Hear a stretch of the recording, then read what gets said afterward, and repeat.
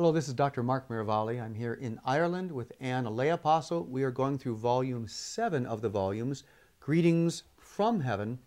I would like to read you this July 15th, 2004 message from Blessed Damien, followed by Anne's commentaries. These are his words, and I quote, "My brothers and sisters, you are serving Jesus, and that should give you the greatest joy. There is nothing more important than saying yes to Him each day and stepping out in faith.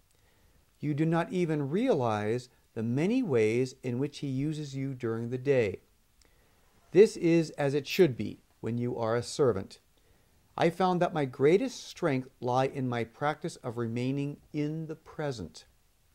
I never panicked because I did not worry about the future. It was enough for me to serve Christ in the moment, in each poor little soul He placed in my path. The more you serve, the greater joy in the service. Some of you have found this already. One becomes a better climber when one has been climbing, and the path to heaven, regardless of the difficulty, becomes simply a day's work. What beautiful servants Jesus relies on today. There will be an army of servants for you to work with very soon, because Jesus is calling many and sending great graces to enable souls to hear His call. Many will serve during this time, and souls will be saved. Please, my friend, put Jesus first each moment. This is not a time for half-hearted commitments. This is a time for dying to self and living for Jesus completely. If you begin this journey at all, you will see what He can do through you if you are willing to allow Him to work. With your ego firmly under control, you will marvel at the goodness of Jesus and the preparation He has given you without your being aware. Use your every skill, your every strength, and serve the kingdom. We will all help you as we keep reminding you. You will call on our help, and we would like to put you into the habit of doing so quickly, so it will be second nature to you when difficulties come. Brothers and sisters, the time of darkness is over, it is true. But the enemy is not finished yet. He rallies souls to his service to persecute the children of Mary. He seeks to erase God from God's world. This is the process you are witnessing, except now you see souls fighting back. Heaven's children are waking up and shaking off the lethargy that overcame them. So now the battle begins in earnest. So be it. Heaven is ready. You are ready. God will have His world back, and His children will be safe again, but not without the struggle, which is what we are preparing you for through these words.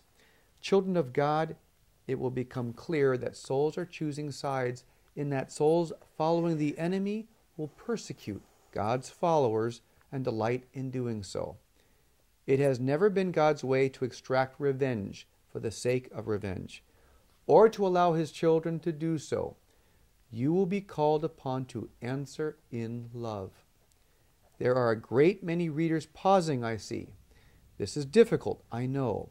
I had my share of enemies on earth, and this was difficult for me, particularly when I was being castigated for doing good, at a time when few were willing to assist me. Their response was to slander me. I tell you this so you know that I understand what I am saying to you, and I understand that it will be a great Christian challenge. But we, the saints, lived for these challenges, and so must you. Do not fear that you will not serve. You will make mistakes as I did, but generally Jesus will use you successfully to further His will. Love your enemy. That is the message, and that has always been His message. I will help you. Anne, your thoughts? Well, Blessed Damien speaks strongly. You know, he says that, again, the service, always concentrating on the service in the day. And he says, we don't even realize how much the Lord uses us in each day. He said he never panicked because he never worried about the future. Mm-hmm. He stayed in the present. one of the things he says that I found so touching is he said something that I tried to care for, to love each poor little soul God placed in my path. I mean, that speaks volumes about Blessed Damien and everyone in heaven. They see everybody as a poor little soul. If we view all of our brothers and sisters, regardless of how they treat us, as a poor little soul, we will be more likely to do what he calls us to do at the end of the message. It's a serious call. He says, you will be persecuted. And he says, but God does not practice revenge. We are not allowed to go after revenge. You know, he says, when we're persecuted, we're called to answer in love. This is a hard thing to do.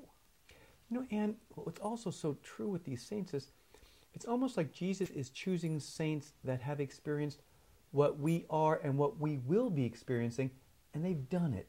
These are not abstract things. I mean, Blessed Damien was so persecuted, so slandered by newspapers and even by, you know, ecclesiastical authorities in certain regards. And that makes it hard to do what's right, but he did it, and that means we can do it with these graces. He gave us a powerful example of that, and he says, I was persecuted. He said, I was castigated for doing good in a time when no one would help me. And he said, instead, they slandered me.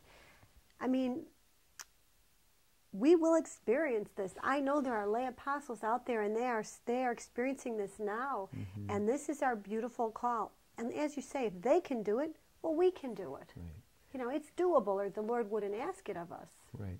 And so he closes with, you know, the simple words, but the challenging words: love your enemy, and you know, speak to those who, at this point, say, I don't know if I can do that. That's I mean, it's a climactic call of Jesus in the gospel. How do I start loving my enemy? Well, the best way is to start praying for them. And this works for me. It works every time.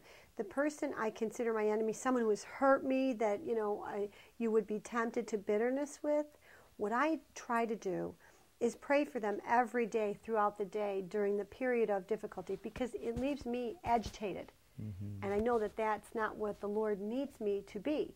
And so pray for them. And then as you pray for them, you start to consider why they're behaving the way they do. And then you can start to love them in spite of yourself, because we want them in heaven. Right. We'll miss, you know, if the Lord has brought them to our attention, he wants us to pray for them, to help them to convert. Right. So this overall awareness of, again, humility, similar themes, peace, persecution, his experience of making it through, our assurance that with God and examples like Blessed Damien, we'll make it through too. Thank you, Anne.